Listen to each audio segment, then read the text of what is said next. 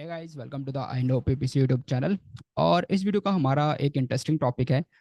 कुछ मेरे पास रिक्वेस्ट भी आ रही थी कि अगर हम कुछ नए प्रोजेक्ट्स लेते हैं, कोई नए क्लाइंट को ऑनबोर्ड करते हैं, तो उससे पहले क्या क्वेश्चंस पूछने चाहिए क्लाइंट से।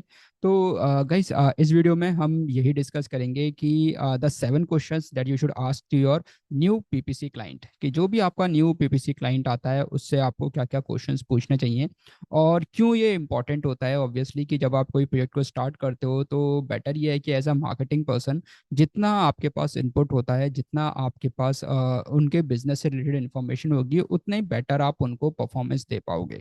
ऑलराइट, तो देयर आर सर्टेन क्वेश्चंस जो मैंने एक लिस्ट बनाई है, और ऑब्वियसली मैं भी पूछता हूँ कि जब भी किसी के साथ प्रोजेक्ट स्टार्ट करता हूँ तो I hope this video will going to help you out. तो लेट्स जस्ट स्टार्ट। और स्टार्ट करने से पहले गाइस, अगर आप चैनल पर नए हो और आपने अगर चैनल को सब्सक्राइब नहीं किया है, then please subscribe the channel. तो guys, first and important question जो आपको अपने क्लाइंट से पूछना है, दैट इज कि आपका बिजनेस क्या है और आपके बिजनेस गोल्स क्या हैं। अब ये क्वेश्चन कैसे हेल्प करेगा आपको बेसिकली। देखो, सबसे पहले जब भी आप किसी क्लाइंट के साथ काम स्टार्ट कर रहे हो तो it is important to understand their business first. जब तक आपको उनके बिजनेस की अंडरस्टैंडिंग नहीं होगी, तब तक आप उस क्लाइंट के लिए अच्छे से एडवर्टीजमेंट सेटअप नहीं कर पाओगे।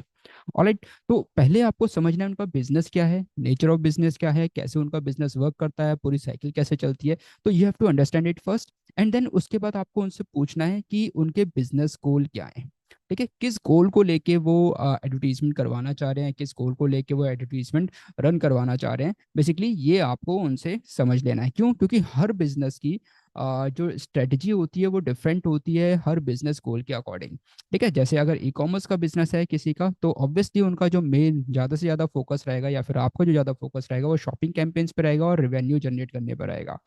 अगर कोई सर्विस बेस्ड इंडस्ट्री है, ठीक है, कोई सर्विस बेस्ड इंडस्ट्री है, सॉरी मैंने यहाँ पर लीड्स लिख दिया, यहाँ पर हमें कोई सर्विस बेस्ड इंडस्ट्री है, तो सर्विस बेस्ड इंडस्ट्री का जो मैक्सिमम फोकस रहेगा वो number of leads and the quality of leads पे रहेगा।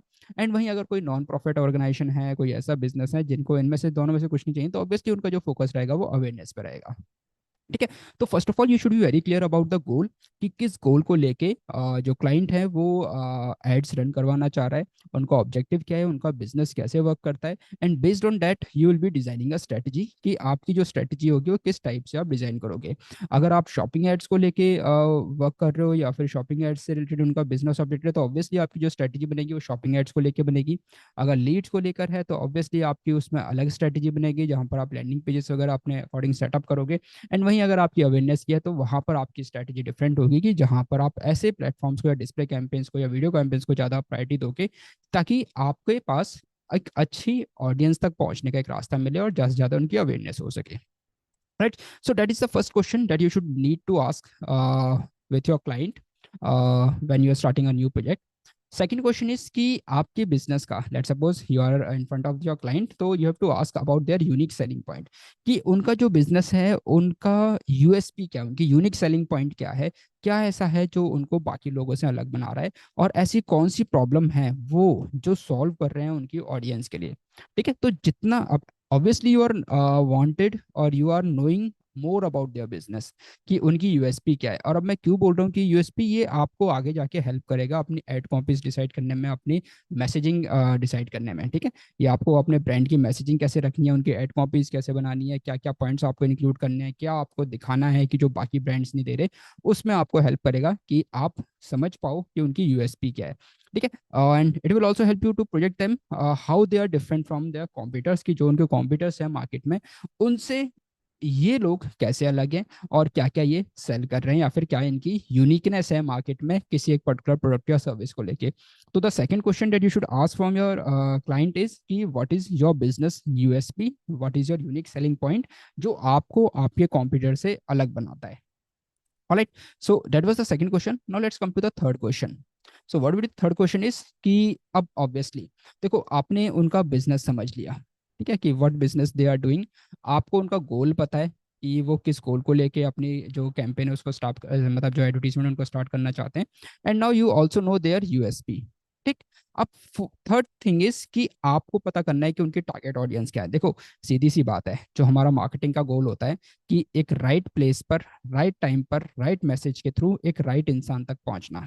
ठीक, तो अब अगर हम सिंपल इन सब चीज़ों की बात कर लेते हैं, राइट टाइम आपका कवर हो जाएगा कि by the selection of the keywords, किस टाइप के आप कीवर्ड सेलेक्ट कर रहे हो, कि यूजर किस टाइम पे किस टाइप की कीवर्ड सर्च कर रहा है और वो कीवर्ड आपके ऐड को ट्रिगर कर रहे हैं। राइट प्लेस आपका कवर हो जाएगा, जिन लोकेशंस को आप टारगेट कर रहे हो, मतलब किन किन लोकेशन पर आपको अपना एडवर्टीजमेंट शोकेस करना है, वो लोकेशंस आप पिन पॉइंट कर लोगे, उन लोकेशंस को आप टारगेट कर लोगे। राइट मैसेज भी अगेन आपका कवर हो जाएगा पहले वाले क्वेश्चन से, जहां पर आपने क्लाइंट की यूएसपी पूछी है कि उनका यूनिक सेलिंग पॉइंट क्या है और कैसे वो डिफर है। अब right people will be covered by knowing the target audience, कि जब तक आप उनसे पूछोगे नहीं कि आपकी टारगेट ऑडियंस कौन है, कि आपने किन लोगों के लिए पर्टिकुलर प्रोडक्ट या फिर जो सर्विस है वो लॉन्च की है, तब तक आप एक सही ऑडियंस तक नहीं पहुंच पाओगे। ठीक है। सिंपल सा रूल है देखो, कि हर किसी की अपनी टारगेट ऑडियंस होती है। तो अगर आपके लिए कोई क्लाइंट आपको ऐसे बोल रहा है कि नहीं हमारी तो सभी टारगेट ऑडियंस है, तो सिंपल सा रूल है कि अगर सभी आपकी टारगेट ऑडियंस है, then no one is your target audience. ठीक है। कोई भी आपके ऑडियंस नहीं है।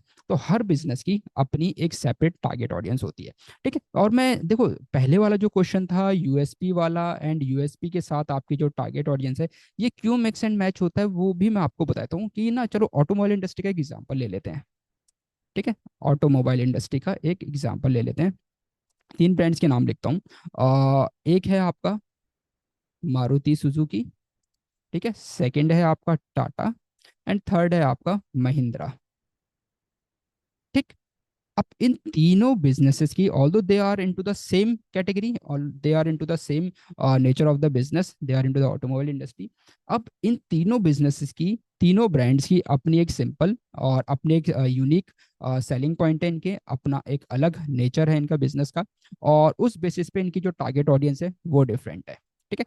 मारुति, आपको पता है कि मारुति एक बहुत रिलायबल ब्रांड है इंडिया में, और इसमें सबसे ज़्यादा जो देखा जाता है वो ऑब्वियसली इनकी, अगर आपने कैंपेन्स भी देखी होगी, तो मेनली ये फोकस करते हैं आपकी माइलेज पर।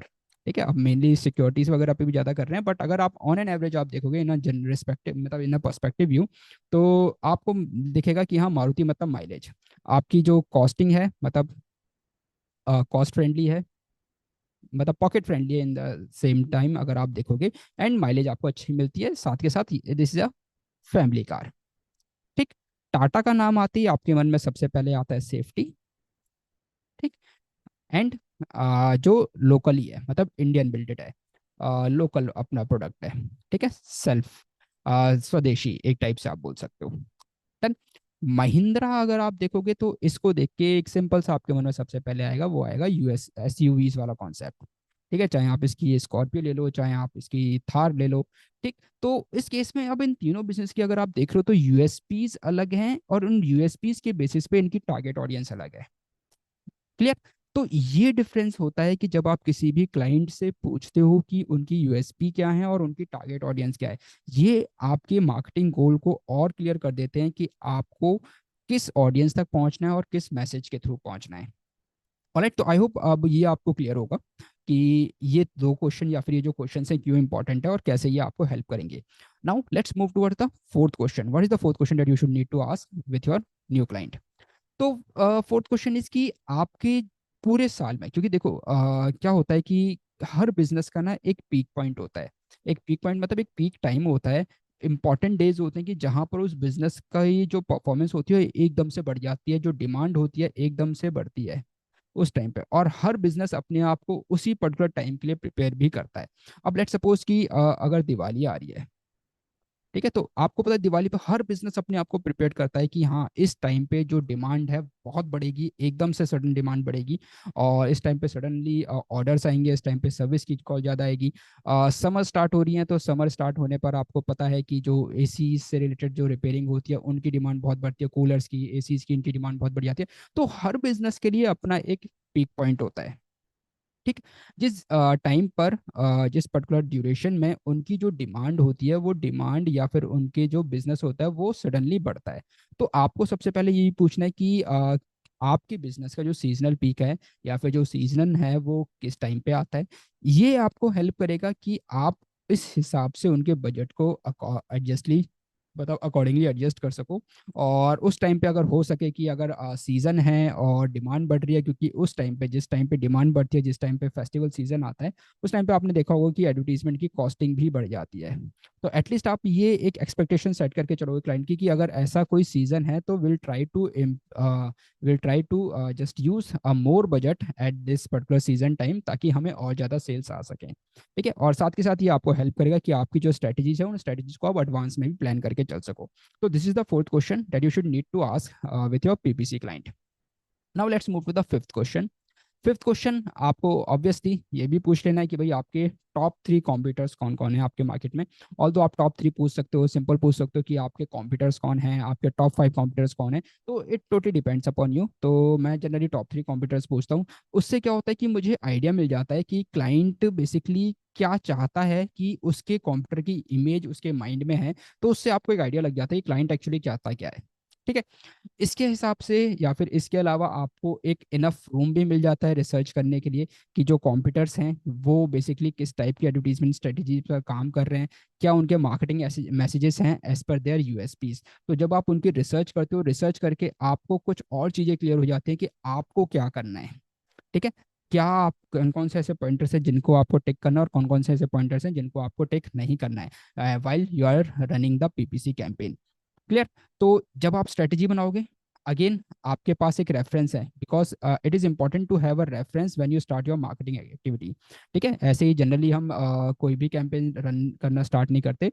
सबसे पहले it is important to have the research, the market research as well as the competitor research, ताकि वहां से हम देख सकें कि हमारा कॉम्पिटिटर क्या कर रहा है, किस लेवल पे वो एडवर्टीजमेंट रन कर रहा है, किस टाइप के एडवर्टीजमेंट रन कर रहा है। तो उस हिसाब से फिर हम अपनी स्ट्रेटजी बना के उस पर काम करते हैं। Alright, so this was the fifth question जो आपको पूछना है। Now let's come to the sixth question. Sixth question again the important question कि क्लाइंट का मार्केटिंग बजट क्या है। ठीक है, देखो जब आपको पता होगा ना कि हाँ आपके पास ना एक क्लियर नंबर है, तो ये आपको हेल्प करेगा कि जो आप मार्केटिंग फनल्स बनाओगे किस लेवल पर कितना बजट आपको एलोकेट करना है। अब यहीं पर ना सबसे बड़ी चीज़ें होती हैं कि जब आप क्लाइंट से बात करते हो तो क्लाइंट से पूछते हो आप कि सर आपका मार्केटिंग बजट क्या है, कितना आप लगाना चाहते हो। तो क्लाइंट बोलता है कि नहीं वो तो आप बताओगे ना, आप मार्केटिंग वाले हो। तो देखो सिंपल बोलना है उसको कि सर देखो मैं तो बता दूंगा, ठीक, मार्केटिंग बजट की ऐसी कोई लिमिट नहीं है। ठीक है, तो अगर आप बोलोगे मेरे से पूछो तो मैं तो कह रहा हूँ कि चलो ठीक है आप महीने का 1 करोड़ लगा दो। ठीक, मैं बोल रहा हूँ आपको महीने का 1 करोड़ लगा दो भाई, क्योंकि मार्केटिंग बजट ठीक पूछा ना, मार्केटिंग की ऐसा कोई लिमिट तो नहीं है। जितना आप लगाओगे उतना ज्यादा हम मार्केटिंग में लगा पाएंगे, but at the end you have to tell your sweet spot कि हाँ ये मेरा एक बजट है। उस बजट के अकॉर्डिंग फिर मैं आपको स्ट्रेटेजी बना के दे पाऊंगा कि ठीक है अगर मेरे पास इतना लिमिटेड बजट है तो इस बजट में हम क्या कर सकते हैं।